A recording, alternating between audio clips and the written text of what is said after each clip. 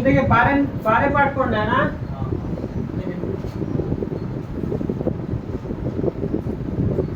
देखिए 12 पार्ट का नाम है वृत्तों से संबंधित क्षेत्रफल। मतलब इसमें किसका हम क्षेत्रफल निकालेंगे, वृत्त के। मतलब वृत्त से संबंधित जितना भी क्षेत्रफल है उससे क्या करेंगे, निकालेंगे। ठीक है, तो पहले सबसे पहले यहाँ वृत्त के बारे में जानते हैं। ठीक है,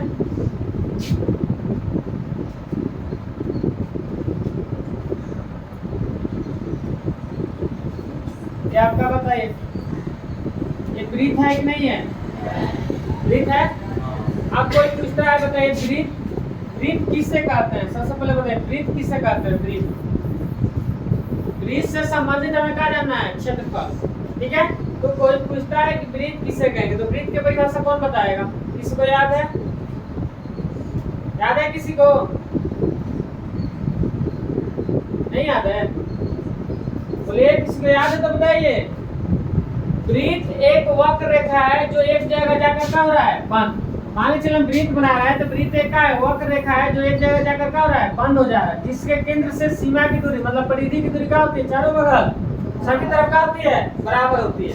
उसे क्या बोलते हैं हम, वृत्त। ठीक है, तो याद कर लेना कि वृत्त एक वक्र रेखा है जो एक जगह जाकर क्या हो जाती है, बंद हो जाती है, जिसके केंद्र से सीमा की दूरी क्या हो जाती है, बराबर।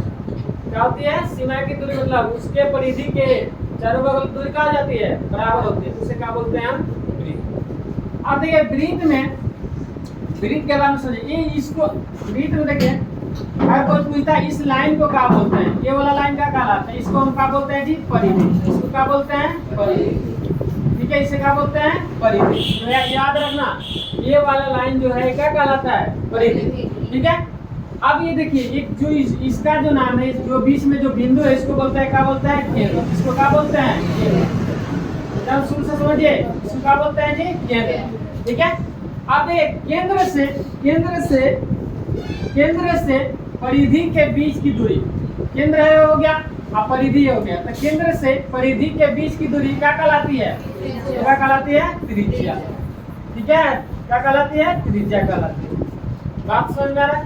तो कोई पूछता है त्रिज्या किससे कहते हैं, तो याद रखना कि वृत्त के केंद्र और परिधि के बीच की दूरी को वृत्त के केंद्र और परिधि के बीच की दूरी को क्या बोलते हैं, वृत्त का त्रिज्या। क्या बोलते हैं, वृत्त की त्रिज्या। समझ में आया, चलिए समझ में आ गया। अब इसको देखिए, अगर कोई पूछता है कि वृत्त के दो बराबर भागों में बांटने वाली रेखाखंड को क्या बोलते हैं, तो व्यास। वृत्त के दो बराबर भागों में कौन बांटता है, तो व्यास। याद रहेगा, मतलब वृत्त के दो बराबर भागों में बांटना, मतलब आधा ये जितना जितना ये भाग होगा उतना ही ऊपर वाला भाग होगा, इसको क्या बोलते हैं हम, व्यास। क्या बोलते हैं, व्यास। समझ में आया, याद करते चलिए, इसको बोलते हैं क्या, व्यास। अगर यहाँ से हम लाइन यहाँ से खींच दें, मान के चलिए यहाँ से हम अगर एक लाइन खींच दें ऐसे सीधा केंद्र से होती हुई, ठीक है, ये क्या हो गया, व्यास हो गया, क्या हो गया, व्यास। समझ में आ रहा है, इसे क्या बोलेंगे हम, व्यास बोलेंगे। समझ में आया। अब यहाँ एक और चीज समझिए, व्यास के आधा क्या होती है, त्रिज्या। व्यास का आधा क्या होती है, त्रिज्या। व्यास बराबर व्यास का आधा क्या होती है, त्रिज्या। मतलब अगर कोई पूछता है कि त्रिज्या बताइए, त्रिज्या तो क्या होगा, व्यास बटा 2। सूत्र याद रखिए, व्यास बटा 2 याद रहेगा। व्यास का आधा क्या होती है, त्रिज्या। तो कोई अगर कहता है कि व्यास अगर 10 है, व्यास कितना है 10, तो त्रिज्या कितना होगा, मतलब आधा कितना होगा, तो 5। बात समझ में आ रहा है। अगर हम कहें कि नहीं व्यास अगर 20 है, 20 सेंटीमीटर है, तो त्रिज्या कितना होगा, वो 10। मतलब व्यास क्या होता है, त्रिज्या। और त्रिज्या की दुगुना क्या होता है, व्यास। मतलब व्यास कोई पूछेगा व्यास बताइए, तो 2 गुणे क्या कर देंगे, त्रिज्या। बात समझ में आया, 2 गुणे क्या कर देंगे, त्रिज्या। इस सूत्र याद रखना, मतलब त्रिज्या के दुगुना व्यास, और व्यास की आधा क्या होती है, त्रिज्या। याद रहेगा, समझ में आ रहा है, क्या बोल रहे हैं, बोलिए, समझ में आ रहा है सबको। तो याद रखिए, अगर हम पूछ दे आपसे कि अगर त्रिज्या 3 है, अगर त्रिज्या 3 सेंटीमीटर मतलब आर है 3 सेंटीमीटर, तो व्यास कितना होगा बताइए, कितना होगा, तो 2 गुणे 3 मतलब कितना हो जाएगा, 6 सीएम। कितना सीएम हो जाएगा, 6 सीएम। समझ में आया, किसी को दिक्कत। अगर हम कहें कि नहीं त्रिज्या, अगर सुनिए अगर त्रिज्या 10 है तो व्यास कितना होगा, त्रिज्या 10 है तो व्यास 20। थोड़ा बोलिए कि हमें भी पता चले क्या, तो लोग समझ में आ रहा है। अगर व्यास 20 है, व्यास अगर 20 है तो त्रिज्या कितना होगा 10। अगर त्रिज्या 7 है तो व्यास कितना होगा 14। अगर व्यास 18 हो तो त्रिज्या 9। तो एक इससे पता चल रहा है यहाँ कि व्यास के आधा का होती है त्रिज्या और त्रिज्या का दुगुना व्यास। समझ में आ गया? बता सकते हैं त्रिज्या 4 हो तो व्यास त्रिज्या अगर 4 हो तो व्यास 8। अगर व्यास अगर 12 हो तो त्रिज्या कितना होगा 6। तो दिक्कत आगे बढ़े? समझ में आ गया इतना?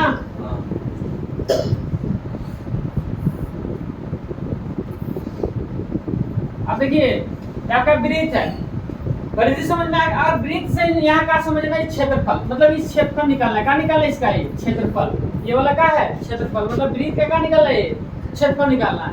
बात समझ में आ रहा? अगर एक और चित्र हम देखें, ये भी आप समझिए, ये वाले क्या बनेगा जी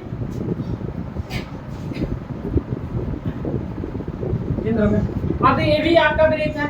अगर आपसे कोई कहे कि इसका परिधि बताइए तो परिधि मतलब ये वाला, इसकी लंबाई ये क्या कहलाती है परिधि। ये क्या कहलाएगी परिधि। अभी शुरू में बताए थे ये क्या है परिधि है। लेकिन क्षेत्रफल की बात करें तो पूरा का निकालेंगे इसका, ये पूरा का निकलेगा क्षेत्रफल निकलेगा।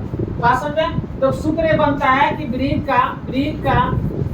की परिधि क्या होती है जी 2 पाई r।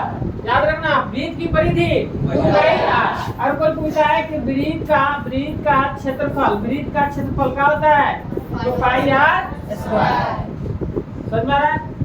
सूत्र याद रखना है, ना भूलना है ना भुलाना है, सबको याद दिलाना है कि वृत्त की परिधि 2 पाई r, अब वृत्त का क्षेत्रफल पाई r स्क्वायर। पाई का जो मान होता है क्या होता है 22/7। ठीक है, जब तक ना कहा जाए तब तक 22 का रखना है 7। अब बहुत जगह लिख देता है कि पाई बराबर आपको क्या रखना है 3.14। जब ये लिखेगा तो ये मान रखेंगे, नहीं अगर लिखेगा ये वाला तो हमें क्या रखना पड़ता है पाई का मान 22/7। किसी को दिक्कत? समझ में आ रहा है? सूत्र याद रहेगा? चलिए तो सूत्र याद रहेगा। अगर अभी हम लिखवाएंगे त्रिज्या बराबर क्या होता है बताइए व्यास बटा क्या होगा 2। त्रिज्या बराबर व्यास बटा 2, मतलब त्रिज्या को r से सूचित करते हैं। बात समझ में है? तो त्रिज्या बराबर क्या होता है व्यास बटा 2। अगर व्यास बराबर कोई पूछे कि व्यास का सूत्र बताइए तो व्यास बराबर क्या होता है 2 गुणे त्रिज्या, मतलब 2 गुणे त्रिज्या। समझ में आ गया? आगे बढ़े।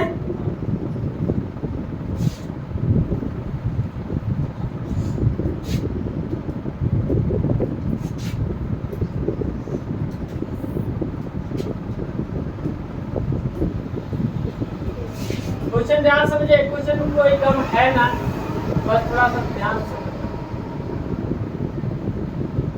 दिखाई दे रहा है जी, और बड़ा कर दें, दिख रहा है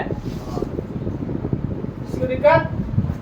अब देखिए इसमें क्या है कि जब तक अन्यथा न कहा जाए पाई का मान क्या रखना है 22/7। अगर कह रहा है कुछ तो अलग रखेंगे, अगर नहीं कुछ कह रहा है तो हम क्या रखेंगे पाई का मान 22/7 रखेंगे। बात समझ में आ रहा है?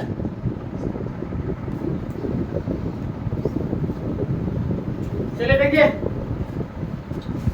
पाई का मान कहेगा तब अलग रखना है, मतलब पाई का मान अगर लिखेगा तो 3.14 रखना है, नहीं तो पाई का मान क्या रखना है 22/7। अब ये दो वृत्तों की त्रिज्या दिया है, ठीक। दो वृत्त की त्रिज्या एगो 9 सेंटीमीटर है, एगो कितना सेंटीमीटर है जी 9 सेंटीमीटर। उस वृत्त की त्रिज्या ज्ञात कीजिए, मतलब दो वृत्त की त्रिज्या दे दिया है, अगर उस वृत्त की त्रिज्या मतलब दो वृत्त की त्रिज्या दिया लिखा है उस वृत्त की त्रिज्या, उस वृत्त की त्रिज्या का मतलब क्या ये कोई तीसरा वृत्त है, ठीक है।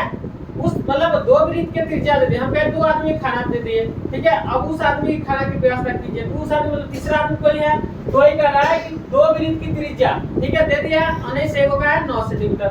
अगर उस वृत्त की त्रिज्या ज्ञात कीजिए जिसकी परिधि इन दोनों वृत्त की परिधियों के योग क्या है बराबर, मतलब इन दोनों वृत्त की परिधि अगर जोड़ेंगे तो तीसरे वृत्त की परिधि क्या आ जाएगा बराबर।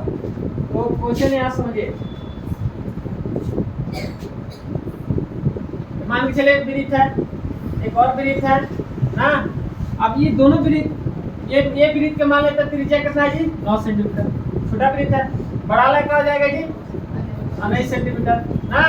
दो वृत्त है तो ये छोटा वृत्त की त्रिज्या छोटा रहेगा ना, जिसकी त्रिज्या कम रहेगा तो वृत्त का हो जाएगा छोटा, और जो वृत्त थोड़ा त्रिज्या बड़ा होगा तो उसका थोड़ा वृत्त का हो जाएगा थोड़ा बड़ा। अब कह रहा है देखिए दोनों वृत्त की त्रिज्या दे दिया है, उस वृत्त की त्रिज्या ज्ञात कीजिए। तो उस वृत्त की त्रिज्या ज्ञात करना है, तो मतलब तीसरा कोई वृत्त है उसको पता नहीं, हमें भी पता नहीं, मतलब तीसरा वृत्त की त्रिज्या बताना, मतलब एक और वृत्त है, ठीक है, इस वृत्त की त्रिज्या हमें पता नहीं है।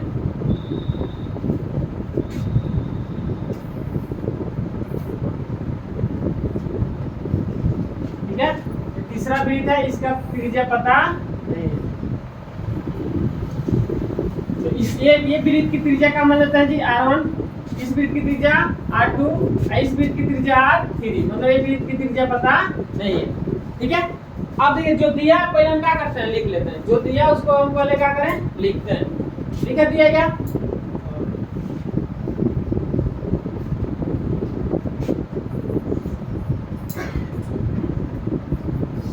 पहले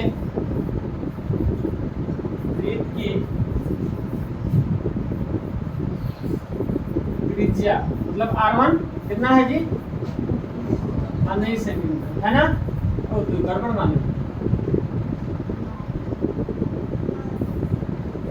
9 है ना, लिख 9 सेंटी। दूसरे वृत्त की, अरे इससे कोई दिक्कत नहीं, आप यहाँ 19 लिख सकते हैं, यहाँ का लिख सकते हैं 9, ठीक है, r1 r2 उससे कोई दिक्कत नहीं है। दूसरे वृत्त की त्रिज्या क्या लिखा है जी, r2 कौन है जी, 19 सेंटीमीटर। ठीक है, अब तीसरे वृत्त की त्रिज्या, तीसरे वृत्त की त्रिज्या क्या लिखेंगे जी, r3, कितना है पता नहीं है, तीसरे वृत्त की त्रिज्या पता नहीं है। बात समझ में आया?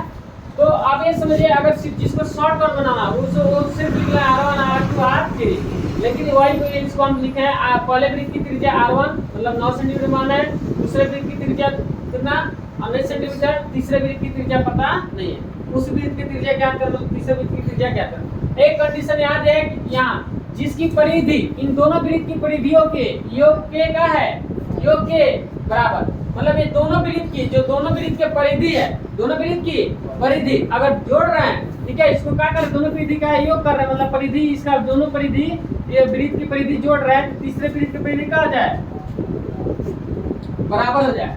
बात समझ में आ रहा, मतलब ये दोनों वृत्त है, इसका परिधि निकालें और जोड़ें तो तीसरे वृत्त का परिधि क्या हो जाए, बराबर। बात समझ में आ रहा है, यहाँ क्वेश्चन समझे, जिसकी परिधि इन दोनों वृत्त की परिधियों के योग के क्या है, बराबर, मतलब ये दोनों वृत्त की परिधि का योग करें, मतलब जोड़े तो क्या हो जाए, तीसरे वृत्त के परिधि को योग के क्या हो जाए, बराबर, मतलब ये दोनों के जोड़े तो ये अकेले का हो जाए, बराबर। बात समझ में आ रहा है, मतलब हम का ये कहें कि दोनों आदमी का वजन जितना हो उतना हमारे अकेले बा, तो उसी तरह से दोनों का परिधि निकाल लेते हैं और जोड़ते हैं, इसलिए क्या हो जाएगा, बराबर। तो इसको देखिए कैसे बनाएंगे,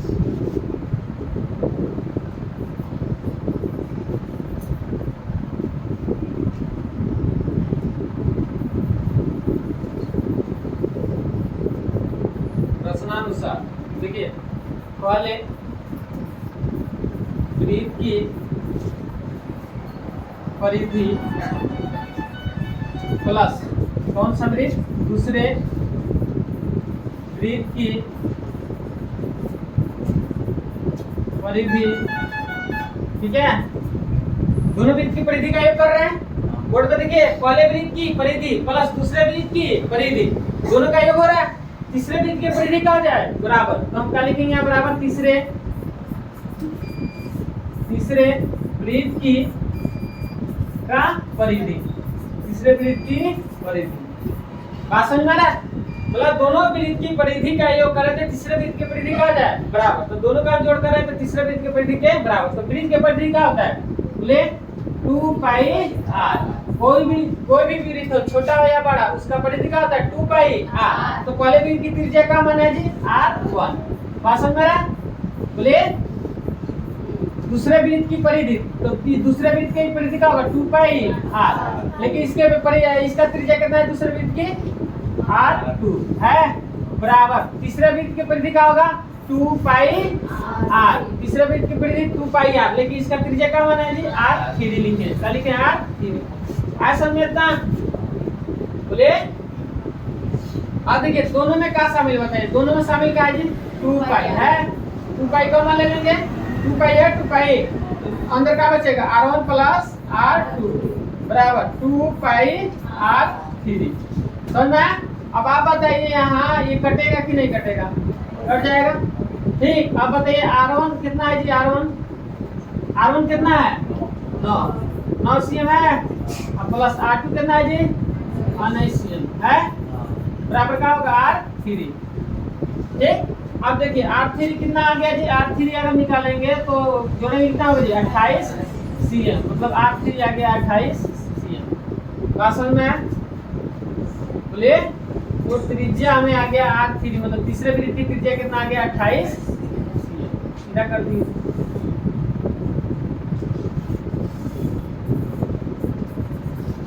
बात समझ में है? 28 cm आंसर आएगा, क्योंकि देखिए यहाँ कर है उस वृत्त की त्रिज्या ज्ञात कीजिए, मतलब तीसरे वृत्त की त्रिज्या कितना आ गया, बताइए कितना आ गया जी 28 cm। ठीक है, कोई दिक्कत? आंसर ए दिया होगा 28 cm आया है। बोलिए, देखिए किताब में,